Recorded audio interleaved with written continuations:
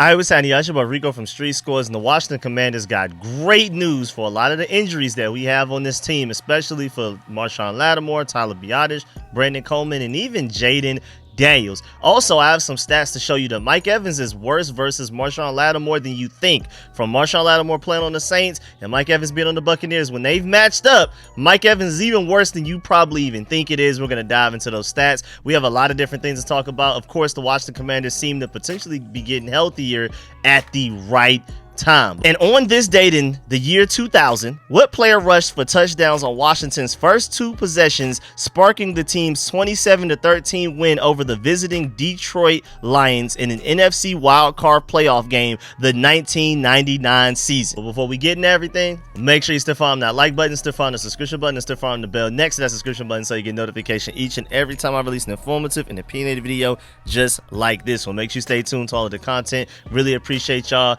I'm gonna keep y'all updated on everything. Commanders probably coming out with another video later on tonight / early this morning, so be tuned for that. Of course, I will be live streaming this upcoming game against the Buccaneers, all 4 quarters, play-by-play analysis, everything, so make sure you pull up for that. And of course, we win that game, we're gonna have a victory call-in show live stream immediately afterwards as well, so make sure you pull up for all of that. And without further ado, let's go ahead and dive into this video, man. Let's get it.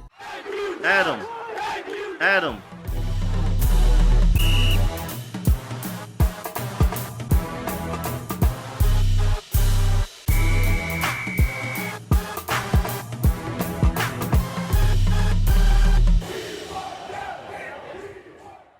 All right, so let's start with Marshon Lattimore, most notably his injury update from today's practice. Way earlier today, like back in the early afternoon, Dan Quinn said that Zach Ertz, Clelin Ferrell, Dante Fowler, and Terry McLaurin would all have veteran rest days, but that everybody else will practice at least in some form of capacity. And just to let you know, because of the snow, they're in the bubble, just like this area that you see behind me. That's where they're practicing. They are not outside. But my point is, he basically says Zach Ertz, Clelin Ferrell, Dante Fowler, and Terry McLaurin rest days. Everybody else is at least doing something. Again, that makes it sound like we're probably like the healthiest we've been in a while. So we'll see how that goes. We're going to get there, especially leading up to this Buccaneers game. I'm going to keep you updated on all the injury updates that we have for this team, because we had today's injury report. I'm going to give y'all that a little later. Then we have tomorrow's, as in Thursdays, and then we have Friday, and then also we may have some moves on Saturday. I'll keep you updated on everything. But basically, Dan Quinn said, quote, "all hands on deck," unquote. So if you're dealing with some sort of an injury, but you think you can play, I mean, this is now, we're in a season of must wins. You know, it's lose you out, win you in. You know what I'm saying? You got to keep winning. It's not like you can lose and then bounce back the next week and potentially still have a chance. It's over. So we're to the point that, hey, you may be a little banged up, but can you play for me? And it sounds like even guys that are dealing with injuries are preparing to play against the Buccaneers, good or bad. We'll see how that goes. But Marshon Lattimore specifically, Dan Quinn also said that Lattimore has, quote, "hit all the markers," unquote, leading up to Sunday's game. To be able to play Sunday. He's hitting all the markers in a good space, so we'll have a jog through practice today, and then we'll be full speed back at it tomorrow. So he's hit all the markers up to this point, and I anticipate that trending through the week. But tomorrow and Friday, specifically tomorrow, will be one that's more speed. And Dan Quinn basically sounded very optimistic about Lattimore potentially playing this Sunday against the Tampa Bay Buccaneers. And I know Mike Evans is not happy to hear this. As much as we care about Marshon Lattimore wanting to play in this upcoming game, as much as we want him to play, I'm pretty sure Mike Evans equally does not want Marshon Lattimore to play. Because, shouts out to Mitch Tisler for these stats, regular season-wise, Mike Evans has 33 receptions, 564 yards, and 3 reception touchdowns versus Marshon Lattimore. Okay, you hear that, you're not necessarily like sure exactly how good or bad that is. Well, here you go. 2.75 receptions per game. That is terrible. 47 yards per game. That is way below what he typically does. And only 0.25 reception touchdowns per game. That is also well below his career average as well. And then playoffs wise, the one time that they've matched up against each other, 1 reception for 3 yards. That is it. Also, Mike Evans has been fined $100,000+ and suspended 1 game twice dealing with Marshon Lattimore. All Marshon Lattimore has dealt with is getting fined $10,500. Again, Mike Evans has been fined $100,000+ and suspended 1 game, 2 different occasions. I mean, if you're talking about one corner that can get into a really good receiver's head, it's Marshon Lattimore. Again, 2.75 receptions per game, 47 yards per game, and only 0.25 reception touchdowns per game, all well below his career averages, well below, way below. And then again, the one time they faced off in the playoffs, 1 reception, 3 yards. And I don't feel like that's an inflated stat. I don't feel like that's cherry picking or anything like that. I feel like that's pretty much the story of how it's gone. I mean, you saw that one time the Mike Evans like completely obliterated Marshon Lattimore after the play was done. It was like from behind, completely just sticked them, play over and everything. That's one of the reasons he got suspended. Marshon Lattimore just has a knack for getting into his head. But it's not even just a Mike Evans thing. I feel like Marshon Lattimore, even AJ Brown gave him the credit from the last time we played the Eagles, that before Marshon Lattimore got hurt, it was wins and losses for both sides. Marshon would win sometimes, AJ Brown would win sometimes. The refs kind of hated a little bit and gave AJ Brown some wins that he didn't necessarily deserve. But even AJ Brown after the game was like, yeah, man, I respect him and I'm looking forward to this matchup in the future. I respect he gave Marshon Lattimore the biggest salute. And if you really go watch that tape, Marshon Lattimore really affected that game in a positive way, to where, as much as I love Mike Sanders still, he would have had potentially an even tougher time against AJ Brown in that game. I don't know what Mike Sanders still did the first time we played the Eagles, where he shut down AJ Brown and Devonta Smith. But this the game that we played most recently against the Eagles the second time, that was a Marshon Lattimore mission. We needed him to step up, and he did, until he basically got hurt for the most part. Not the entire time. Again, AJ Brown definitely won the matchup a few reps, but I'm saying all of this to say that Marshon Lattimore, he's your guy that you send at top receivers on other teams, man. Because at worst case scenario, I feel like the worst is going to be is how it was against AJ Brown that second game against the Eagles, where he wins some and he loses some. But against Mike Evans specifically, this guy typically wins. I mean, definitely wins his matchups against him. He wins more often than he loses against Mike Evans. That's a good thing for us. Also, Marshon Lattimore was going through stretching with the team earlier today to start the practice, and a lot of people were speculating that, okay, maybe he should be good to go. It seems like it. Of course, we were worried about the hamstring injury, because he was dealing with a hamstring injury, and it forced him to miss like 4 or 5 games and wait till after the bye week to finally officially play. And so with him re-aggravating that hamstring injury against the Eagles while covering AJ Brown, a lot of people were speculating maybe he'll be out another 4 or 5 weeks, which means he will not be able to play in his wild card game. It looks like he's good to go. Again, we saw him stretching this morning, and then we're going to get to the official injury report. I'm going to show you the entire thing later on. But with his hamstring injury, Marshon Lattimore practiced in full today, as in Wednesday's January 8th practice. So that is big time news. It seems like not only is he going to play against Tampa Bay Buccaneers, but he's about as like 100% as he can get. He's had a far better experience of having to cover Mike Evans than even AJ Brown. So as excited as we were to have him in the Eagles game, you should be even more excited about our chances of beating the Tampa Bay Buccaneers and having Marshon Lattimore personally shut down Mike Evans like he has a propensity to do. Now moving on to the rest of the team before we get to the official injury report, just a couple of names before we get to the entire thing. First of all, Tyler Biadasz. Again, this morning we saw Marshon Lattimore stretching. We were like, okay, so maybe he's with the team, fully practicing. We'll see. And then the same thing with Tyler Biadasz. Just to let you know, he missed that Saints game where Michael Dieter had to play due to illness. And then most recently, he missed this Cowboys game with a sprained left ankle. But he was out there stretching today.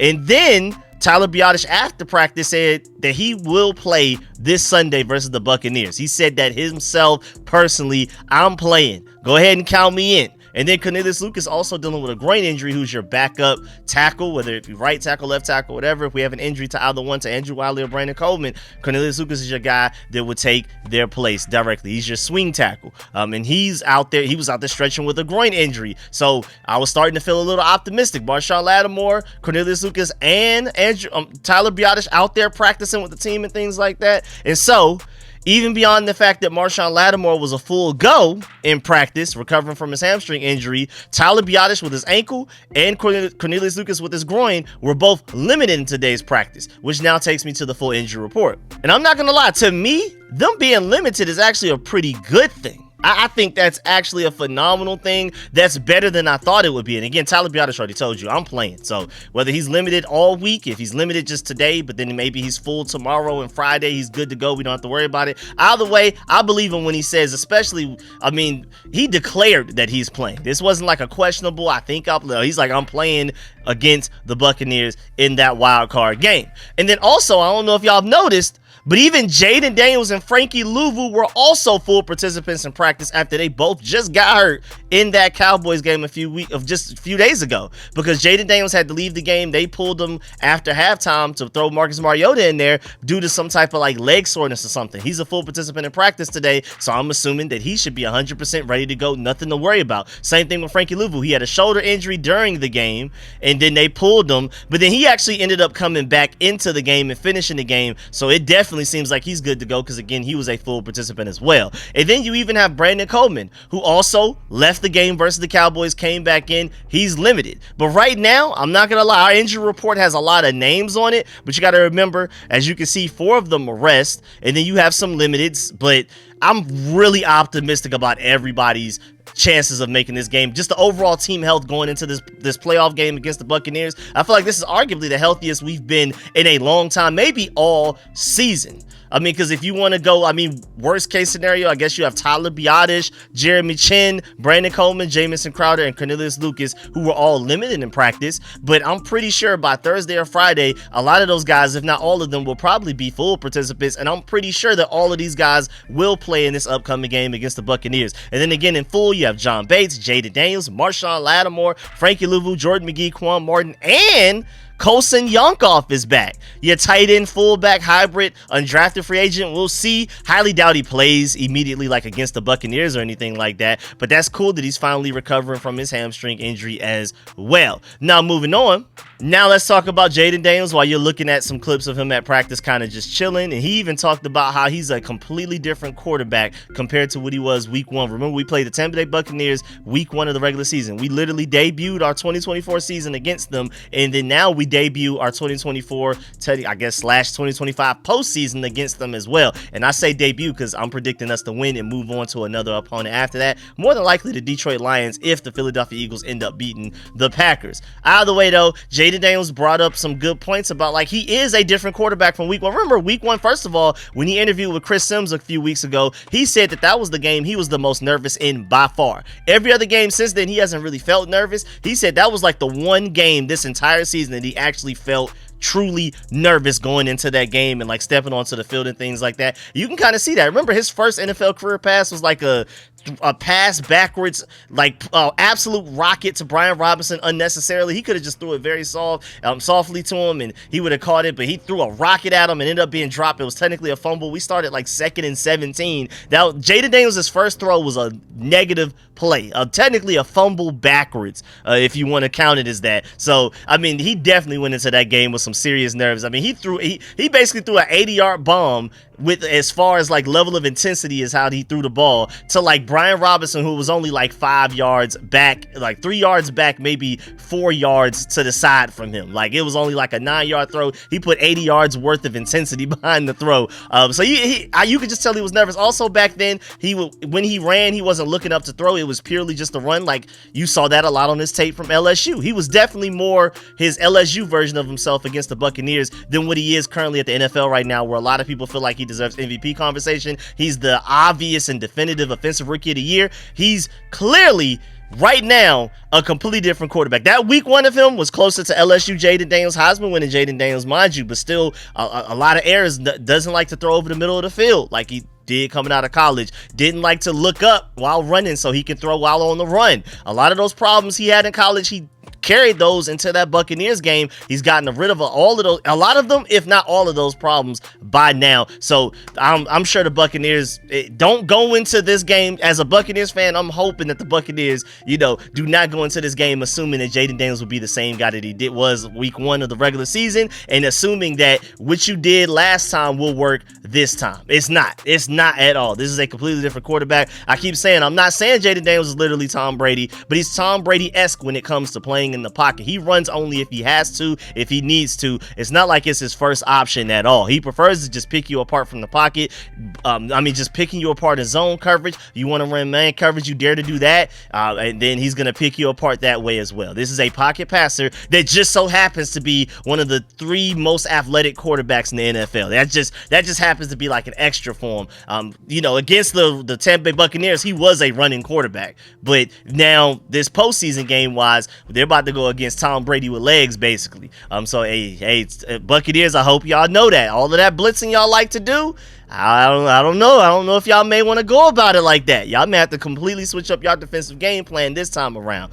Also, Jaden Daniels was asked about Dan Quinn and how he talked about earlier today and said, you have an X factor about you, talking to Jaden Daniels. And then they asked him, have you ever thought about that? Like, what your X factor actually is? Jaden Daniels said, quote, nah, I haven't. I just go out there and try to play ball. I don't know. I think I'll just leave that up for Dan Quinn to figure out what my X factor is, unquote. I love that answer. He's not thinking about it, man. Y'all can compliment me all you want. You can say I'm this and I'm that. Hey, I'm just going out there and doing my thing. That's it. Also, with the leg injury, he was asked, is it completely all good to go for Sunday? And we saw the injury report again. He was a full participant today, but he even said it himself. Yeah, I'm good. That was the exact quote. Also, in his press conference after practice, he was asked, outside of these walls, a lot of people think that you guys are the underdogs against Tampa Bay. How do you embrace that role of being the underdog? And do you like maybe being an underdog sometimes, unquote? And then his exact quote and answer was, I think you can say that, but I just more so just focus on what we got to do. How can we execute to put our stuff in the best position to win the game? I know for a fact that people in the locker room and people in that building don't look at it like, oh, we're underdogs this week. We got to go out there and prove to them we're just out there just playing games. We're playing ball and we're having fun. So, at the end of the day, Sunday, we'll see everybody there. I like the fact that they don't really even feel like they're the underdogs. If you look at a lot of power rankings like Eric Edholm of NFL.com, he literally feels like we're like 7th or something like that, on 6th on his power rankings, and the Buccaneers like 8th or 9th. Like a lot of people actually feel like we're straight up the better team. The only reason the Buccaneers earned their home field advantage is because they won their division, but we have the better record, and a lot of people feel like we deserve to have the better record than the Buccaneers. So I can see why this team doesn't feel like they're necessarily underdogs, because they really shouldn't be. It's really just a Buccaneers home game because they won that sorry little NFC South division. Also, he was asked the night of the draft, you said AP was a dude. What did you mean by that, and how did you find that out? And then Jaden Daniels answered, quote, just the type of person he is. He's really smart. He's like a go-getter. He works for everything he had, and I knew he'd have his footprint, his mark on this organization, this team. He just believes in everybody. He believes in all of us, everybody who he drafted, everybody we signed in this organization. So we all believe in him. In AP, we trust. Is how he finished the quote and everything, and I completely agree, man. In Adam Peters, we trust. I almost said Adrian Peterson, boy, but Adam Peters, man, he's that dog, man. I'm so happy that we have him. I already knew when we got him that it was going to be a fantastic move to get him as our general manager, but it turned out even better than I expected. As a person that wanted him above every other potential candidate that was out there, it turned out even better than I expected, especially this soon. That's ridiculous. How good we are. 4 wins to 12 wins in just one offseason is insane. Also, Dan Quinn has some other good things to say. First of all, everybody was talking about it, wasn't sure if it was intended or purely coincidental, but Dan Quinn was rocking a Doug Williams shirt ahead of the wild card game against Tampa Bay for his press conference. He had Doug Williams on his shirt and everything. It was a nice shirt. That's how he wanted to approach his press conference for this upcoming playoff game, and I rock with it. Also, Dan Quinn also gave some compliments to Adam Peters. He called Adam Peters' superpower the ability to find the right guys for what the coaches need and want.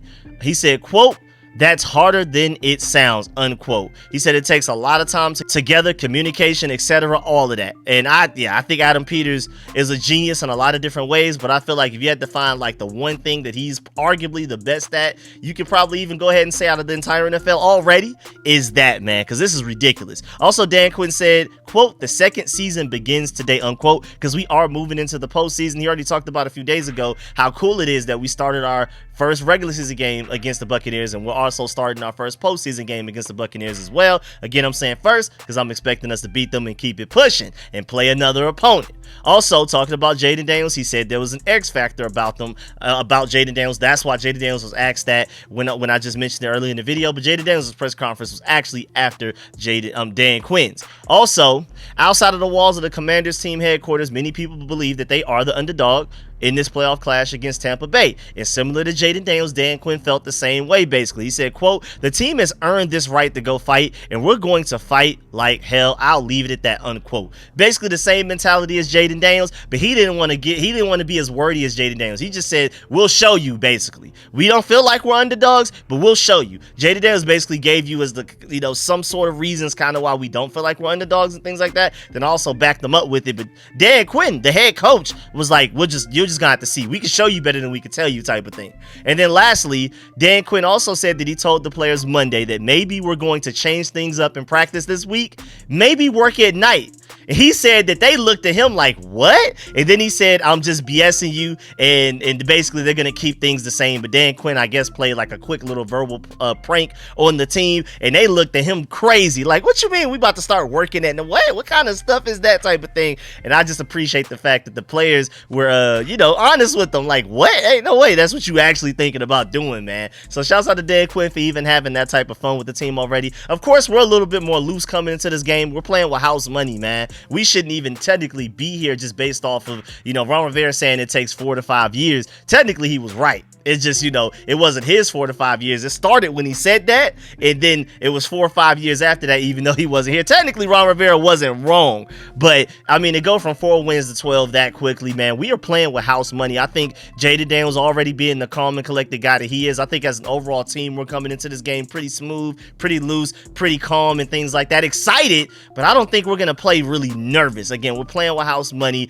and I just love the fact that Dan Quinn is still keeping things like fun and jovial, just joking with the players, telling them we're about to start doing workouts at night, and the players like, what? I just love that. I love the interactions that we have with this team between the players, the coaches, the front office. Everybody just seems to have some type of brotherhood. Everything isn't just overly serious for no reason. They have time to joke around. They handle business, but they still have fun while doing so. Remember, this is technically a job. It's a career, and I love the fact that they keep things fun while they're doing it. Winning helps a lot, but hey, man, throw a little bit of extra spice on it, and I think it couldn't hurt anybody. But yeah, man, that's the end of this video. Please get in the comment section. Let me know if you feel everything discussed in this video. Please still follow that like button, still follow the subscription button, still follow the bell next to that subscription button so you get notification each and every time I release an informative and opinionated video just like this one. And for those of y'all that were waiting for it, the answer to the trivia question that I asked y'all at the very beginning of this video was Stephen Davis. And just, random off-topic rant, just a quick little, I guess, insight is, man, Stephen Davis was that one player back when 2K still made NFL games. It wasn't just NBA. Back when they made NFL games, man, I used to turn the sliders all the way up, put the game on the easiest difficulty. But y'all gotta remember, I was like 7 years old,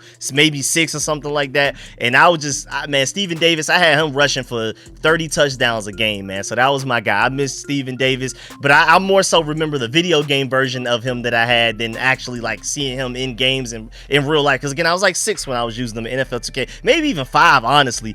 So those were good times, man. I was turning them sliders all the way up, turning it to the easiest difficulty, and was doing the Cowboys bad, like 200-0 type of scores, and just having the time of my life. But either way, man, make sure y'all leave a like on the way out, man. Definitely let me know how you feel about everything discussed in this video, especially with the fact that this team seems to be the healthiest that it's been arguably all season going into this game. This is the most fully loaded we've been, because remember, we didn't have Marshon Lattimore before the trade deadline. We definitely didn't have Marshon Lattimore before the last time we played the Buccaneers. Now we will this time as well. So let me know how you feel about all of that, especially with the stats that I gave you of Mike Evans versus Marshon Lattimore, how Marshon Lattimore more times than not usually wins that matchup, and how that's going to affect the rest of the defense, how that's going to affect the entire game, man. Let me know how y'all feel about all of that. I really appreciate y'all again, and leave a like on the way out. I'm gonna catch y'all later. I'm out.